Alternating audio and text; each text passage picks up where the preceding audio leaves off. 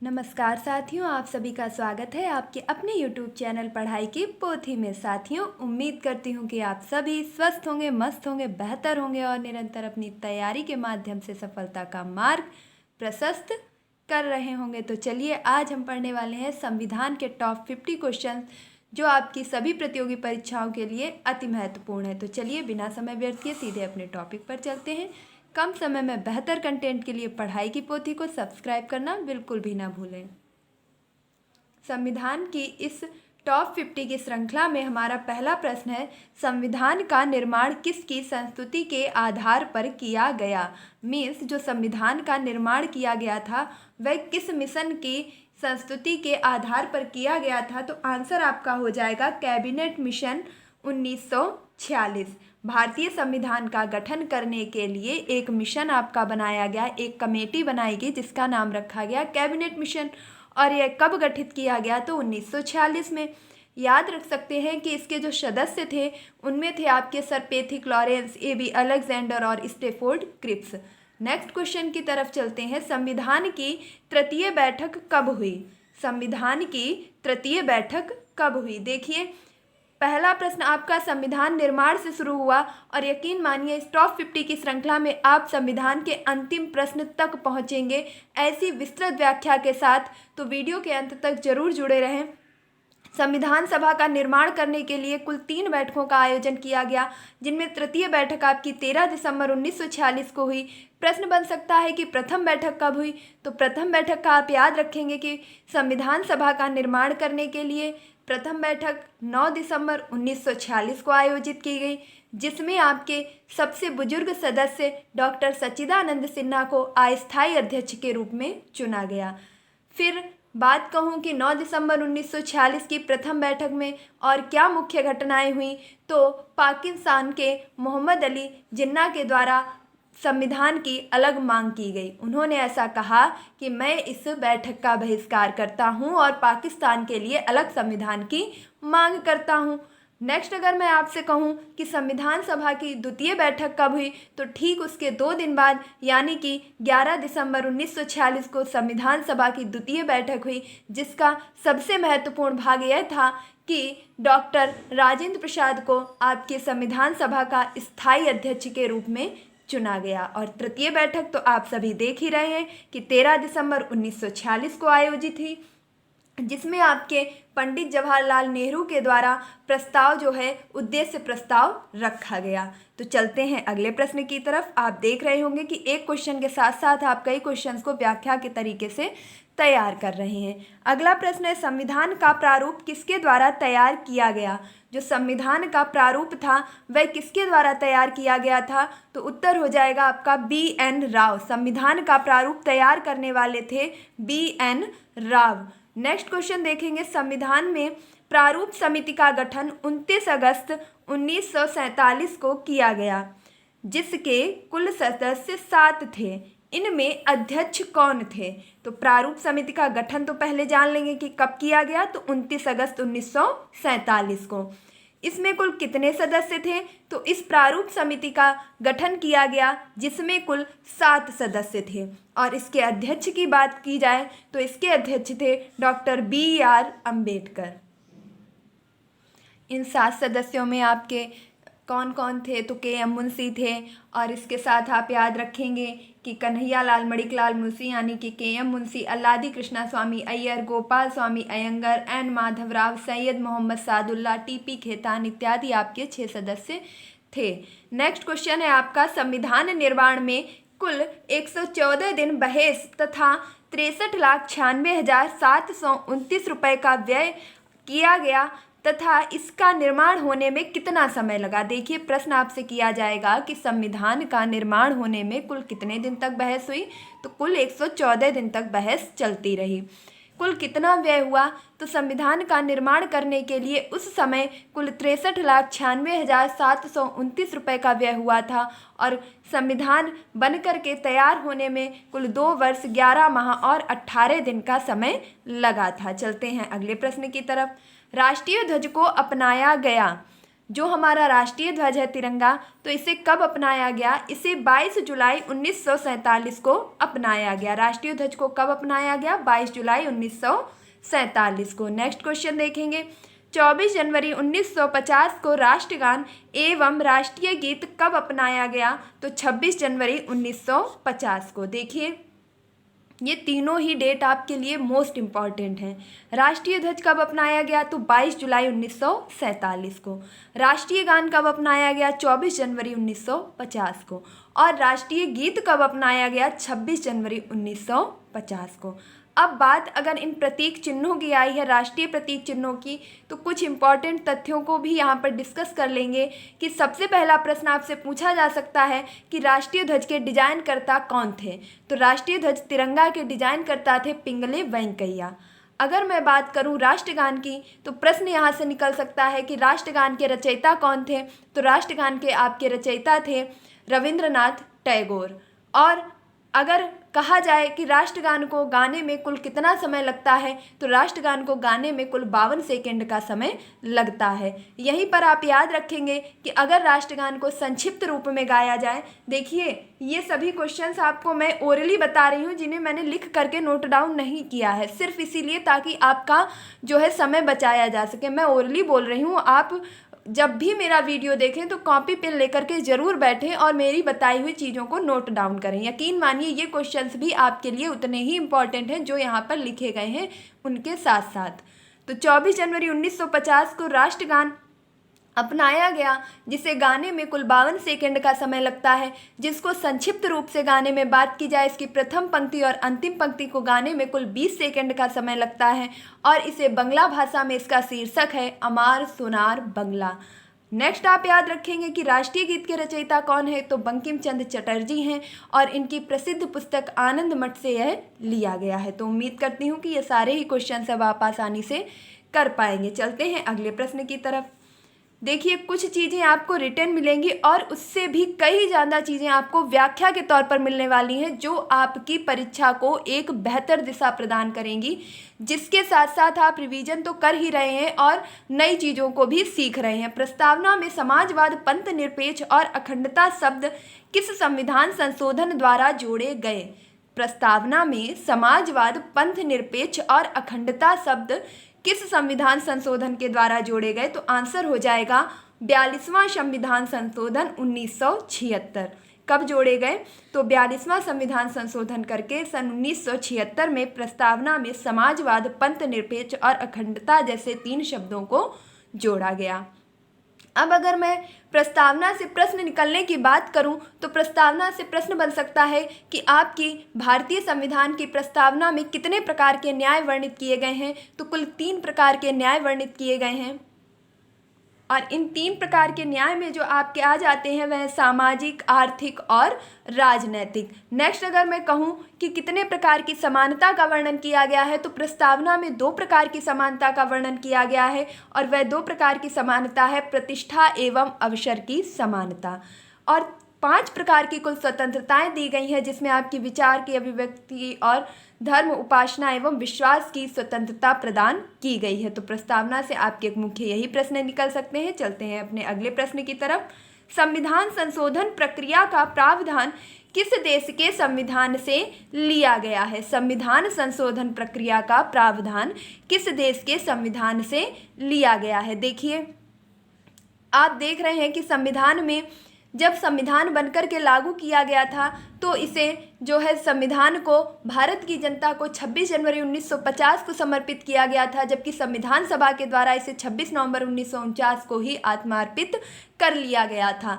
बात की जाए कि उसके ठीक बाद से ही आपके संशोधन भी चालू हो गए थे, तो यह संशोधन की प्रक्रिया किस देश से ली गई? तो यह संविधान संशोधन की प्रक्रिया दक्षिण अफ्रीका से ली गई, जिसे अपने संविधान के अनुच्छेद 368 में वर्णित किया गया है। अब यहाँ बात हो रही है कि संविधान संशोधन प्रक्रिया किस देश से ली गई है, तो यहाँ पर हम अन्य चीज़ों को भी डिस्कस कर लेंगे, जैसे आपके मौलिक अधिकार। मौलिक अधिकार किस देश से लिए गए हैं? तो मौलिक अधिकार अमेरिका के संविधान से लिए गए हैं। अगर बात की जाए नीति निर्देशक तत्वों की, तो नीति निर्देशक तत्व आपके आयरलैंड से लिए गए हैं। वहीं मौलिक कर्तव्य रूस के संविधान से लिए गए हैं। चलते हैं अगले प्रश्न की तरफ। संविधान की किस अनुसूची में 22 भाषाओं का उल्लेख किया गया है? तो संविधान की 8वीं अनुसूची में कुल 22 भाषाओं का उल्लेख किया गया है। देखिए, जब संविधान आपका बन करके तैयार हुआ था, उस समय संविधान में कुल 8 अनुसूचियाँ थीं। तो प्रश्न किया जाएगा कि मूल संविधान में कुल कितनी अनुसूचियाँ थीं? तो मूल संविधान में कुल 8 अनुसूचियाँ थीं। वर्तमान में कुल कितनी अनुसूचियां हैं? तो वर्तमान में कुल 12 अनुसूचियां हैं, जिनमें से 4 अनुसूचियां आपकी किसी न किसी संविधान संशोधन के माध्यम से जोड़ी गई हैं। तो बहुत ही कम समय में आप टाइम देख लीजिए और सिर्फ 1 मिनट में आप सारी की सारी अनुसूचियों को रिवाइज करेंगे मेरे साथ। तो चलिए फटाफट से प्रथम अनुसूची में संघ एवं राज्य क्षेत्रों का वर्णन किया गया है। भारत में वर्तमान में कुल 28 राज्य और 8 केंद्र शासित प्रदेश हैं, जिनका वर्णन संविधान की प्रथम अनुसूची में किया गया है। द्वितीय अनुसूचियों में पदाधिकारी के वेतन एवं भत्तों की बात की गई है और तृतीय अनुसूची में पदाधिकारियों की शपथ का उल्लेख किया गया है। चौथी अनुसूची में राज्यसभा में सीटों के आवंटन की बात की गई है और 5वीं अनुसूची में बात की जाए तो अनुसूचित जाति और जनजाति के प्रशासन क्षेत्र की बात कही गई है। 6वीं अनुसूची में असम, मेघालय, त्रिपुरा और मिजोरम, इन 4 राज्यों के अनुसूचित जाति और जनजाति के प्रशासन की बात कही गई है और 7वीं अनुसूची में केंद्र एवं राज्य के मध्य शक्तियों का बंटवारा किया गया है। 8वीं अनुसूची में हम देख ही रहे हैं कि 22 भाषाओं का उल्लेख किया गया है। बात आ जाती है 9वीं अनुसूची की, जिसे आपका जोड़ा गया है प्रथम संविधान संशोधन 1951 के द्वारा, जिसका संबंध भूमि अधिग्रहण से है। वहीं 11वीं अनुसूची जोड़ी गई है 73वां संविधान संशोधन 1993 के द्वारा। और देखिए 10वीं अनुसूची आपकी छूट गई, जिसे जोड़ा गया है 52वां संविधान संशोधन 1985 के द्वारा, जिसका संबंध दल बदल कानून से है। और 12वीं अनुसूची जोड़ी गई है 74वां संविधान संशोधन 1993 के द्वारा, जिसका संबंध नगर निगम से है। तो इस प्रकार हमने 12 की 12 अनुसूचियों को रिवाइज कर लिया है। चलते हैं अगले प्रश्न की तरफ। राज्य पुनर्गठन आयोग के तहत भाषाई आधार पर गठित होने वाला प्रथम राज्य आंध्र प्रदेश था। देखिए पहला क्वेश्चन तो यही कंप्लीट हो गया है कि राज्य पुनर्गठन आयोग के तहत भाषाई आधार पर गठित होने वाला प्रथम राज्य कौन सा था? आंध्र प्रदेश था। जिस आयोग के अध्यक्ष थे, तो इस राज्य पुनर्गठन आयोग के अध्यक्ष कौन थे? फजल अली। देखिए ये मोस्ट इंपॉर्टेंट क्वेश्चन है, कई परीक्षाओं में लगातार पूछा जा चुका है कि भाषाई आधार पर गठित होने वाला पहला राज्य कौन सा था? आंध्र प्रदेश। राज्य पुनर्गठन आयोग के अध्यक्ष कौन थे? फजल अली। चलते हैं अगले प्रश्न की तरफ। संविधान के किस भाग में नागरिकता का वर्णन किया गया है? तो संविधान का जो भाग 2 है, इसमें नागरिकता का वर्णन किया गया है कि भारत में किस किस प्रकार की नागरिकता प्राप्त की जा सकती है। और इसका अगर अनुच्छेद की बात करें तो अनुच्छेद 5 से लेकर के अनुच्छेद 11 तक नागरिकता का वर्णन किया गया है। तो संविधान के भाग 2 अनुच्छेद 5 से 11 तक नागरिकता का वर्णन किया गया है। चलते हैं अगले प्रश्न की तरफ। मौलिक अधिकार जो कि अमेरिका के संविधान से लिए गए हैं, मूल संविधान में इनकी संख्या कितनी थी? देखिए मैंने ऊपर भी बताया था व्याख्या के तौर पर कि मूल अधिकार आपके किस देश के संविधान से लिए गए हैं? तो अमेरिका के संविधान से। और इनकी मूल संविधान में संख्या कितनी थी? तो 7 थी। बात की जाए जब आपका संविधान बना था तो उसमें जो मौलिक अधिकारों की संख्या थी वह कुल 7 थी। वर्तमान में आपके मौलिक अधिकार कितने हैं? तो वर्तमान में मौलिक अधिकार बढ़े नहीं हैं, बल्कि एक मौलिक अधिकार कम ही कर दिया गया है और वर्तमान में आपके कुल 6 मौलिक अधिकार हैं। वर्तमान में कितने हैं? देखिए यहाँ आप नोट डाउन कर लीजिएगा, मैं बताती हूँ तो मुझे पूरी उम्मीद है कि आप लिख रहे होंगे कि वर्तमान में कुल मौलिक अधिकारों की संख्या 6 है। अब कौन सा मौलिक अधिकार हटा है? तो अगला प्रश्न देखेंगे। 7वां मौलिक अधिकार संपत्ति के अधिकार को किस संविधान संशोधन द्वारा विधिक अधिकार में बदला गया? देखिए जब संविधान बनकर के तैयार हुआ था तो कुल 7 मौलिक अधिकार थे, जिनमें से आपका 7वां जो मौलिक अधिकार था वह संपत्ति का अधिकार था, जिसे 44वां संविधान संशोधन, कौन सा संविधान संशोधन? 44वां संविधान संशोधन 1978 के द्वारा विधिक अधिकार में बदल दिया गया। मीन्स जो संपत्ति का अधिकार था वह निजी अधिकार ना होकर के कानूनी अधिकार में बदल दिया गया। तो किस संविधान संशोधन के द्वारा? 44वां संविधान संशोधन 1978 के द्वारा। अब इसे विधिक अधिकार में अगर बदला गया है तो संविधान के किस अनुच्छेद में रखा गया है? तो संविधान के अनुच्छेद 300 का में मौलिक अधिकार, जो आपका संपत्ति का मौलिक अधिकार था, इसका वर्णन किया गया है। चलते हैं अपने नेक्स्ट क्वेश्चन की तरफ। किसे प्रशासकों की आचार संहिता के नाम से जाना जाता है? तो प्रशासकों की आचार संहिता के नाम से जाना जाता है नीति निर्देशक तत्वों नीति निर्देशक तत्वों को प्रशासकों की आचार संहिता के नाम से जाना जाता है। और इनका वर्णन कहाँ से कहाँ तक है? तो नीति निर्देशक तत्वों का वर्णन संविधान के भाग 4 अनुच्छेद 36 से 51 तक किया गया है। एक बार फिर से देख लेंगे कि प्रशासकों की आचार संहिता के नाम से नीति निर्देशक तत्वों को जाना जाता है, जिनका वर्णन संविधान के भाग 4 अनुच्छेद 36 से लेकर के 51 तक किया गया है। चलते हैं नेक्स्ट क्वेश्चन की तरफ। अगला प्रश्न है, डॉक्टर भीमराव अंबेडकर ने किसे संविधान की आत्मा कहा? यह क्वेश्चन कई बार रिपीट हो चुका है आपकी सभी प्रतियोगी परीक्षाओं में कि संविधान की आत्मा किसे कहा जाता है? तो संवैधानिक उपचारों का अधिकार, संवैधानिक उपचारों के अधिकार यानी कि अनुच्छेद 32 को डॉक्टर भीमराव अंबेडकर के द्वारा संविधान की आत्मा कहा गया है। अगले प्रश्न की तरफ चलते हैं। मूल संविधान में मौलिक कर्तव्यों की संख्या थी। तो मूल संविधान में मौलिक कर्तव्य कितने थे? तो यह प्रश्न आपको बहुत ही कंफ्यूज कर सकता है। आप याद रखेंगे कि जो हमारा मूल संविधान था उसमें एक भी मौलिक कर्तव्य नहीं थे। मीन्स मौलिक कर्तव्य का वर्णन किसी भी जगह पर संविधान में नहीं किया गया था, बल्कि इन्हें संविधान में जोड़ा गया था, वो भी किसकी सिफारिश पर? तो सरदार स्वर्ण सिंह समिति की सिफारिश पर संविधान में मौलिक कर्तव्यों को जोड़ा गया। किस संविधान संशोधन के द्वारा? तो याद रखेंगे कि 42वां संविधान संशोधन 1976 में सरदार स्वर्ण सिंह समिति की सिफारिश पर मौलिक कर्तव्यों को जोड़ा गया, जिनकी कुल संख्या कितनी है? तो वर्तमान में इनकी संख्या 11 है। और जब यह सरदार स्वर्ण सिंह समिति की सिफारिश पर 1976 में जोड़े गए थे उस समय इनकी संख्या कुल 10 थी। तो 11वां कौन सा जोड़ा गया है? तो 11वां आपका जोड़ा गया है 6 से 14 वर्ष के बच्चों को निःशुल्क एवं अनिवार्य शिक्षा का प्रावधान। यह कौन से संविधान संशोधन को करके जोड़ा गया है? तो 86वां संविधान संशोधन सन 2002 के द्वारा मौलिक कर्तव्यों में 11वां एक और मौलिक कर्तव्य जोड़ा गया कि 6 से 14 वर्ष के बच्चों को निःशुल्क एवं अनिवार्य शिक्षा प्रदान की जाएगी। तो उम्मीद करती हूँ कि अब आप सभी क्वेश्चंस को आसानी से समझ चुके होंगे। एक बार फिर से सुन लीजिएगा कि मूल संविधान में आपके एक भी मौलिक कर्तव्य नहीं थे। 42वां संविधान संशोधन 1976 के द्वारा सरदार स्वर्ण सिंह समिति की सिफारिश पर संविधान में कुल 10 मौलिक कर्तव्य जोड़े गए। इसके बाद 11वां मौलिक कर्तव्य 86वां संविधान संशोधन सन 2002 के द्वारा जोड़ा गया, जो कि 6 से 14 वर्ष के बच्चों को निःशुल्क एवं अनिवार्य शिक्षा प्रावधान करने से संबंधित है। नेक्स्ट है आपका राष्ट्रपति, उपराष्ट्रपति, राज्यपाल के निर्वाचन मनोनयन की न्यूनतम आयु कितनी है? देखिए यहाँ निर्वाचन और मनोनयन 2 शब्द आपको दिख रहे होंगे। कोई भी चीज़ यूं ही नहीं लिखी जाती है, हर शब्द का अपना एक अर्थ होता है। तो राष्ट्रपति और उपराष्ट्रपति जिनका निर्वाचन होता है, जबकि राज्यपाल को आपके कौन मनोनीत करता है? तो राष्ट्रपति मनोनीत करते हैं। यहीं पर अगर बात की जाए कि इनके न्यूनतम आयु कितनी होनी चाहिए इन्हें पद जो है धारण करने की, तो कुल 35 वर्ष। इन तीनों क्वेश्चंस को एक साथ डालने का एक ही मोटिव है कि आप इन तीनों क्वेश्चन को एक साथ याद रख सकें, क्योंकि यह तीनों ही इम्पॉर्टेंट हैं और अलग अलग पढ़ने से हम कंफ्यूज हो सकते हैं। तो चाहे राष्ट्रपति की बात की जाए, चाहे उपराष्ट्रपति की बात की जाए और चाहे राज्यपाल की बात की जाए, इन तीनों के पद के धारण की न्यूनतम आयु 35 वर्ष ही होती है। चलते हैं अगले क्वेश्चन की तरफ। राष्ट्रपति पद का वर्णन किस अनुच्छेद में है?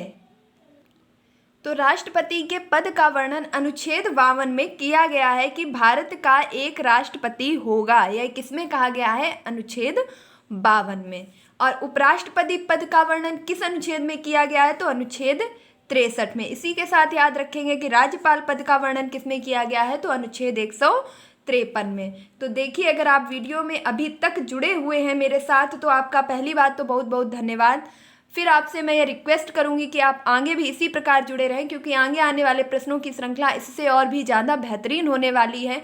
और अगले प्रश्न की तरफ चलते हैं। राज्यसभा में कुल सीटों की संख्या 250 तथा सदस्यों के निर्वाचन की न्यूनतम आयु 30 वर्ष है। देखिए यहाँ से क्वेश्चन जो निकल सकते हैं कि राज्यसभा में कुल सीटों की संख्या अधिकतम कितनी हो सकती है, तो 250। लेकिन एक चीज़ को और याद रखेंगे कि इस समय जो आपके निर्वाचित सदस्य हैं या कुल सीटों पर कितने पर निर्वाचन हुआ है, तो कुल 245 सदस्य हैं आपके, जबकि अधिकतम हो सकते हैं 250। नेक्स्ट अगर बात की जाए कि इसमें निर्वाचन के लिए न्यूनतम आयु कितनी होनी चाहिए, तो राज्यसभा सदस्य के निर्वाचन के लिए न्यूनतम आयु 30 वर्ष होनी चाहिए। तो एक बार फिर से याद रखेंगे कि चाहे राष्ट्रपति हो, उपराष्ट्रपति हो या राज्यपाल हो, इसकी न्यूनतम आयु 35 वर्ष है। वहीं राज्यसभा सदस्य की जो न्यूनतम आयु है वह आपकी 30 वर्ष है। और याद रखेंगे कि अगर राज्यसभा की बात आई है तो लोकसभा को भी यहीं पर याद रखेंगे कि लोकसभा की न्यूनतम आयु कितनी है, तो लोकसभा सदस्य की न्यूनतम आयु है 25 वर्ष। अगर आप लोकसभा में सदस्य बनना चाहते हैं तो आपकी न्यूनतम आयु 25 वर्ष होनी चाहिए।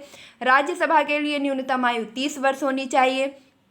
एक और प्रश्न निकलता है कि भारत का प्रधानमंत्री बनने के लिए न्यूनतम आयु कितनी होनी चाहिए। तो देखिए, प्रधानमंत्री पद की न्यूनतम आयु का वर्णन संविधान में किसी भी जगह पर नहीं किया गया है, बल्कि यह लिखा गया है कि लोकसभा सदस्य चुने जाने के लिए न्यूनतम आयु 25 वर्ष होनी चाहिए। अब चूंकि लोकसभा के बहुमत दल के नेता को हम प्रधानमंत्री भी नियुक्त कर सकते हैं, तो हम कह सकते हैं कि प्रधानमंत्री पद के लिए भी न्यूनतम आयु 25 वर्ष है। लेकिन इस लाइन का, इस शब्द का कहीं पर भी लिखितम पढ़तम प्रमाण नहीं है कि प्रधानमंत्री के लिए न्यूनतम आयु 25 वर्ष होनी चाहिए, वरन लोकसभा सदस्य के रूप में न्यूनतम आयु 25 वर्ष होनी चाहिए। चलते हैं अगले प्रश्न की तरफ। दोनों सदनों में गतिरोध होने पर संयुक्त अधिवेशन राष्ट्रपति अनुच्छेद 108 के तहत बुलाता है, जिसकी अध्यक्षता कौन करता है।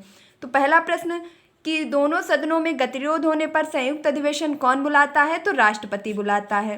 किस अनुच्छेद के तहत बुलाता है, तो अनुच्छेद 108 के तहत बुलाता है।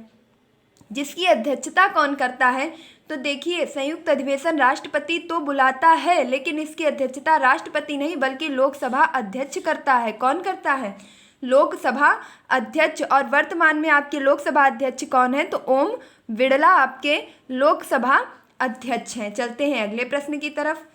भारत में एकमात्र निर्विरोध चुने जाने वाले राष्ट्रपति। देखिए, चूंकि आपके राष्ट्रपति के नवीनतम जो हैं, बात की जाए नवीनतम राष्ट्रपति चयनित हो चुकी हैं, इसलिए राष्ट्रपति से काफ़ी कुछ क्वेश्चंस निकल सकते हैं। तो यह पूरा टॉपिक ही आपके लिए इंपॉर्टेंट हो जाता है कि भारत के एकमात्र निर्विरोध चुने जाने वाले राष्ट्रपति कौन थे, तो नीलम संजीव रेड्डी। नेक्स्ट क्वेश्चन है, वर्तमान में भारत के राष्ट्रपति कौन है। तो वर्तमान में भारत की राष्ट्रपति हैं द्रौपदी मुर्मू, जो कि आपके आदिवासी समुदाय से चयनित होने वाली प्रथम महिला और भारत की द्वितीय महिला राष्ट्रपति हैं, जो कि किस क्रम की हैं, तो 15वें क्रम की हैं। इससे पहले ये क्या थी, तो इससे पहले ये झारखंड की प्रथम महिला राज्यपाल भी रह चुकी हैं। अगला प्रश्न देखेंगे, वर्तमान में उपराष्ट्रपति कौन है। तो वर्तमान में भारत के उपराष्ट्रपति हैं जगदीप धनखड़।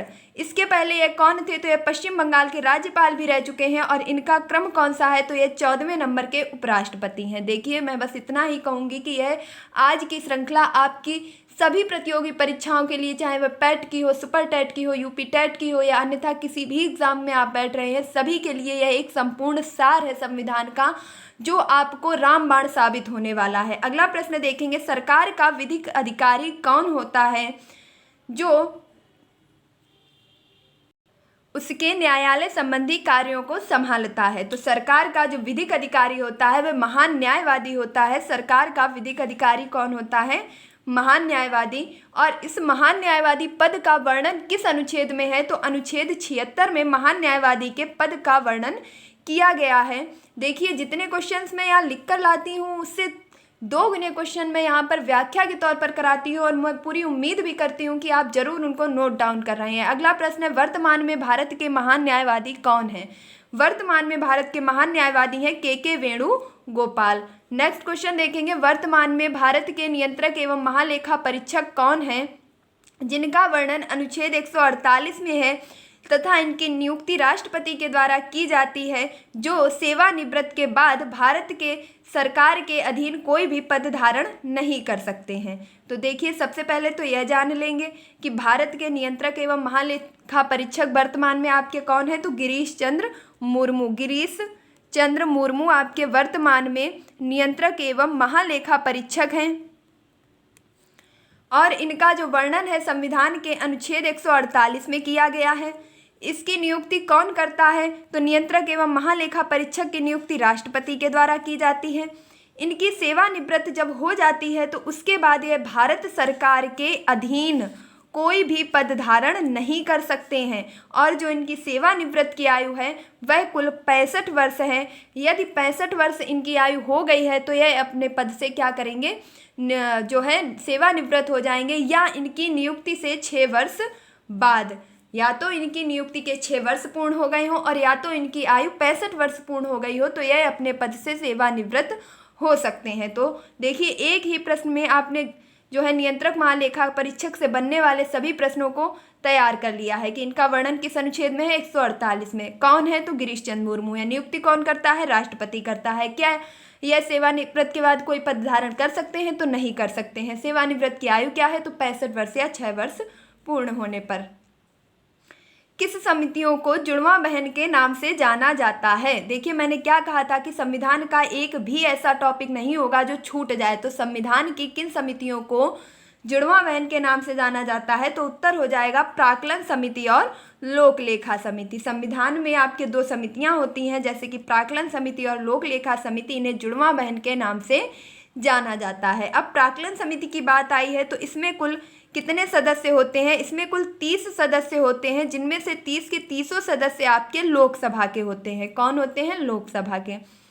बात की जाए जो लोक लेखा समिति है, इसमें कुल 22 सदस्य होते हैं। इन 22 सदस्यों में से जो 15 सदस्य होते हैं वह लोकसभा के होते हैं, जबकि 7 सदस्य किसके होते हैं, तो वो 7 सदस्य राज्यसभा के होते हैं। तो देखिए, आप सारे क्वेश्चन समझ चुके होंगे कि प्राक्कलन समिति में कुल कितने सदस्य होते हैं, 30 सदस्य। ये 30 सदस्य किस सदन के होते हैं, तो लोकसभा के होते हैं। लोक लेखा समिति में कुल कितने सदस्य होते हैं, 22 सदस्य होते हैं, जिनमें से 15 सदस्य लोकसभा के और 7 सदस्य राज्यसभा के होते हैं। लोक लेखा समिति और प्राक्कलन समिति को जुड़वां बहन के नाम से भी जाना जाता है। यह प्रश्न बिल्कुल भी हल्के में मत लीजिएगा, कई बार रिपीट हो चुका है और फिर से रिपीट होगा। और सबसे ज़्यादा पूछा जाने वाला प्रश्न है कि लोक लेखा समिति में कुल कितने सदस्य हैं। नेक्स्ट है आपका, वोट डालने की आयु को किस संविधान संशोधन द्वारा 21 से घटा करके 18 कर दिया गया। तो उत्तर हो जाएगा कि 61वां संविधान संशोधन 1989। देखिए, जब संविधान आपका बनकर के तैयार हुआ था उस समय जो वोट डालने की, मतदान देने की आयु थी वह थी कुल 21 वर्ष, जिसे 61वां संविधान संशोधन 1989 यानी कि 1989 के द्वारा घटा करके 18 वर्ष कर दिया गया। चलते हैं अगले प्रश्न की तरफ।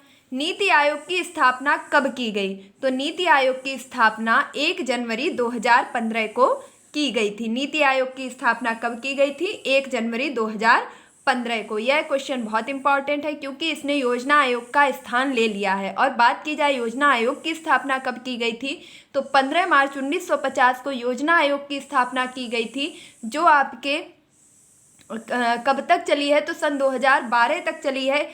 और आखिरी उसकी जो पंचवर्षीय योजनाओं का निर्माण करने के लिए ही योजना आयोग का निर्माण किया गया था। तो कुल 12 पंचवर्षीय योजनाएं चली, जिसके बाद आपके नीति आयोग की स्थापना कर दी गई और अब वार्षिक रूप पर जो है योजनाएं तैयार की जाती हैं। 5 वर्षों का कोई भी कार्यक्रम का प्रावधान नहीं रखा गया है। इस नीति आयोग की स्थापना 1 जनवरी 2015 को की गई, जिसका फुल फॉर्म अगर पूछा जाए तो national institution for transforming India, यह नीति आयोग का पूरा फुल फॉर्म है। इसके अध्यक्ष कौन होते हैं, तो इसके अध्यक्ष खुद स्वयं प्रधानमंत्री नरेंद्र मोदी है। और उपाध्यक्ष की बात की जाए तो सुमन बैरी हैं। और इसके सीईओ कौन है, तो आपके नवनियुक्त सीईओ हैं परमेश्वरन अय्यर। तो यह तीनों ही क्वेश्चंस आप याद रखेंगे। और मोस्ट इंपॉर्टेंट इसमें बन सकता है नीति आयोग के अध्यक्ष के बाद उपाध्यक्ष और सीईओ, क्योंकि इनकी नियुक्ति अभी हाल ही में की गई है। तो उपाध्यक्ष हैं आपके सुमन बैरी, जबकि नीति आयोग के सीईओ नियुक्त किए गए हैं परमेश्वरन अय्यर। चलते हैं नेक्स्ट क्वेश्चन की तरफ। किस संविधान संशोधन के द्वारा अनारक्षित पिछड़ों यानी कि ईडब्ल्यूएस के आरक्षण का प्रावधान किया गया है?